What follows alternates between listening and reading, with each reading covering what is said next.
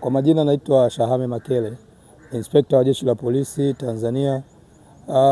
Kimajukumu mimi ni polisi wa kata hii ya Buyuni iliyokuwa wilaya ya polisi Chanika. Na majukumu yangu makubwa ni kuhakikisha kwamba maeneo haya ya kata ya Buyuni kwa maana mimi mitaa 11 wananchi wa eneo hili wanaendelea kuwa salama kabisa pamoja na mali zao. Kwa hiyo kimsingi hili haliwezi kuja hivi hivi bila kushirikiana nao, kuhakikisha kwamba tunaweka mikakati, tunakaa kwa pamoja maeneo yote ambayo ni korofi, tunaenda kushirikiana kwa pamoja na wananchi, basi tunatanzua kero zao. Waliokuwa nayo hao wenye viti ndio wenye viti wa kamati ya ulinzi na usalama kwenye maeneo yao. Na tuliamua kufanya kikao hichi kikubwa leo cha wadau wa ulinzi na usalama kwa maana ya wenye viti wa serikali za mitaa pamoja na walinzi wetu na wadau wengine.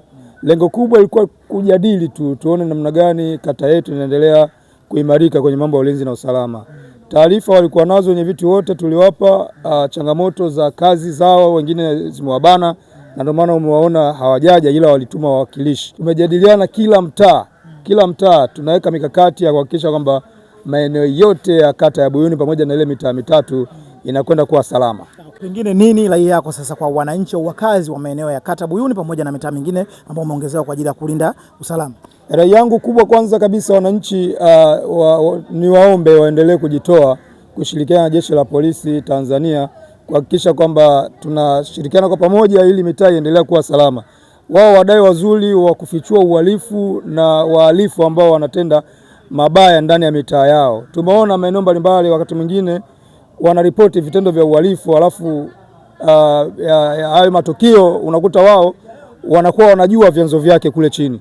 Kwa hiyo ni waombe sana waendelee kuwa watoa taarifa wazuri, wasiogope. Sisi tumewekwa kuchini kwa ajili ya kuwasaidia wao kutoa kero zao. Kwa hiyo ni waombe sana wananchi, rai yangu ni waombe sana wananchi tuendelee kushirikiana kwa pamoja, haswa sisi ambao tumeletwa huku katani chini kabisa, tunakutana na wananchi moja kwa moja.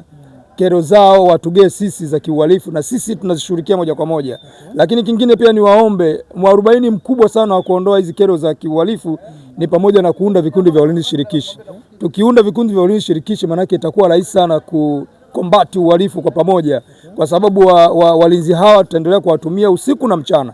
Lakini pia ni waombe basi, kwa kuwa hawa tunawatrain wenyewe huku mtaani, maana yake na sisi tujitoe, wadau wa ulinzi wajitoe kuhakikisha kwamba tunawatia moyo, tunawatia hamasa watu. Kwa mfano, ni waombe sana wadau, unapokwenda labda mjini kule, unarudi na tochi, unarudi na koti la baridi usiku, unamletea mtu dawa ya mbu, mlinzi anakuwa anapata hamasa.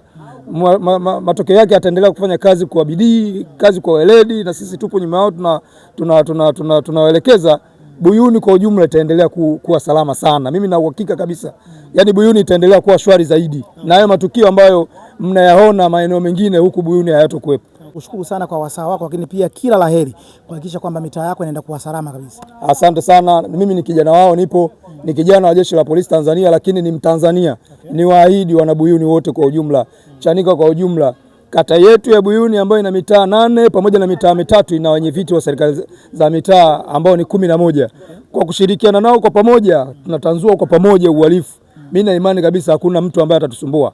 Kikubwa ni ushirikiano. Tunajua kwenye swala la combat crime ni ushirikiano wa karibu na wananchi pamoja na hao viongozi ambao mimi nawataja. Wamechaguliwa na wananchi wawatumikie wananchi.